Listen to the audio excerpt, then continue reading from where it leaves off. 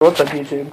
Um, so today I was out, and I was at lunch with my grandma and my mom, and then I ended up changing their minds about their look on marijuana. So, I'm hoping to do the same with you guys. But to start off with, since there's way too much to this argument than what I can put in this video. So I'm going to start off with the history. And so I'm just going to tell you a little bit about the background of marijuana.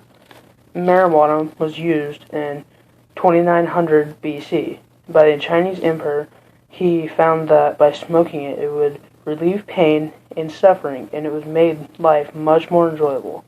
And then in 2700 BC, Chinese Emperor Shang Nung said to discover healing powers of marijuana, when in 1500 BC, earliest written reference for medical marijuana. Then by 1213 BC, Egyptians used cannabis to help people with glaucoma and inflammation, and this was the start of the best, most useful plant known to man. People think that marijuana is been illegal for hundreds of years, but in 1611, when European settlers came to America, the number one thing that they brought with them was actually cannabis seeds. It was made and it was used for so many different purposes. They used it for medical purposes. They could use it to make paper, to make all these clothing. They used it for anything. Cannabis is one of the most significant plants known to man. So anyways, when they came to America, that was the main thing they brought. And then by 1621, popular English mental book recommends cannabis to treat depression. And then in 1745 to 1775, George Washington was growing hemp. And he was growing hemp for, paper and all this other stuff. And the first two Declarations of Independences were actually written on a hemp paper. And the hemp paper is so much more durable and is so much more strong. That's why, if you look back at the first two Declarations of Independence that were written, there's no yellowing in the paper. So it really is its most useful plant known to man. And then in 1774 and 1821, Thomas Jefferson was growing hemp for the same reason that George Washington was, because it's the most significant plant. It's just a miracle what it can do. And then 1900, cannabis is used for asthma and bronchitis. So if you've noticed that every couple hundred years it's used for a different disease, because it can actually help with so many more diseases. Like today it's known that it can actually help with over 200 different diseases. And then in 1911, Massachusetts becomes the first to outlaw cannabis. And then 1915 to 1927, 10 states passed marijuana prohibition laws. And then 1936, Bureau of Narcotics urges federal action to control marijuana.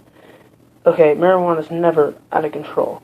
Marijuana cannot kill anybody. You cannot OD on it. That's a different topic, but it's just mind-blowing to what people are thinking. And then on October 2nd of 1937, Samuel R. Caldwell first arrested for marijuana usage, and it's just stupid. And then in 1938, Canada prohibits cannabis cultivation. Anybody that had any cultivation going before they passed that law, after they passed it, they got arrested. And anyone that had marijuana, whenever they passed the law making it illegal, they got arrested. It didn't matter if you were doing it while it was illegal or not. If you did it, even when it became illegal, it was still considered illegal.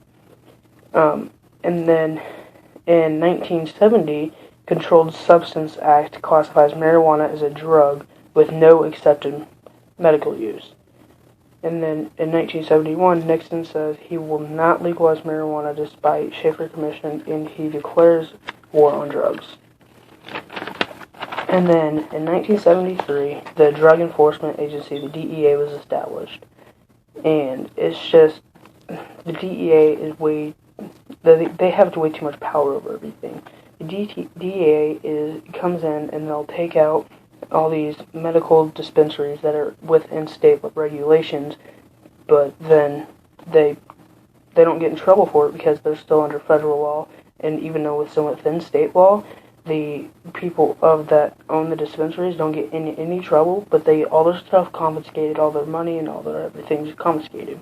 And then in 1996, medical marijuana is legalized in California, and then since then, more states have been legalizing medical marijuana, and then in Washington and Colorado to this date has made it able for recreational uses. But if you are growing or selling any of it, then you can still get in trouble. So if you're growing and selling in any state, anywhere really in the world, it's still illegal because they still think it's a drug that does all these effects to your body, and it's just really not. They've proven that it's not. So yeah, that's the history of marijuana. There's a lot more to it, and a lot more studies and stuff that I could have put in there, but if I would put them all, then I would have to put like 15 different parts. There's so much to it. So I'll see you in the next one with the next rule that I choose to talk about. Any questions to ask me about marijuana, feel free to ask in the comments, and I will get back to you as soon as possible. So, see ya, peace.